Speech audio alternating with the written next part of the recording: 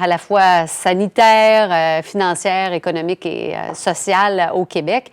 On a 51 contraventions pour non-respect des consignes, Valérie. Oui, du côté de la Ville de Québec depuis donc le début de cette crise sanitaire. Et habituellement, j'ai l'habitude finalement, Cindy, de parler de Pâques comme d'étant d'un congé pascal. Là, c'est plutôt une fin de semaine pascale. Je sais qu'il y a des gens qui sont à la maison, mais quand même, ne soyez pas surpris si en fin de semaine, vous sortez de chez vous, vous allez prendre une marche et vous remarquez une présence policière accrue parce qu'effectivement, il y en aura davantage des agents qui n'hésiteront pas à fermer des sites qui sont jugés trop achalandés si nécessaire, également à appréhender des gens dans la rue qui peut-être ne respecteraient pas les consignes donc de distanciation sociale, 2 mètres de distance à garder avec une autre personne.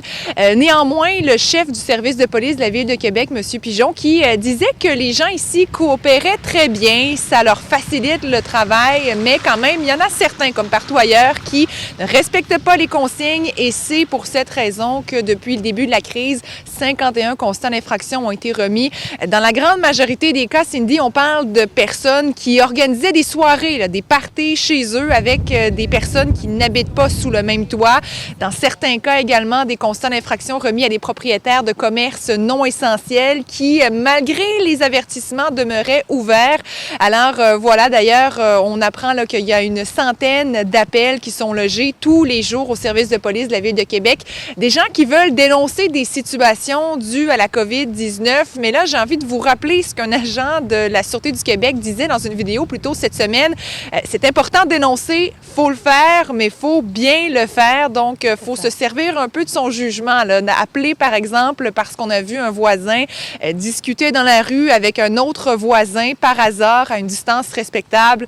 Ce n'est peut-être pas nécessaire d'appeler les autorités à ce sujet-là. C'est vraiment quand on voit finalement qu'il y a un rassemblement de beaucoup de personnes, on ne respecte pas les distanciations sociales. On remarque également peut-être plusieurs voitures. Il y a une soirée qui s'organise chez un voisin.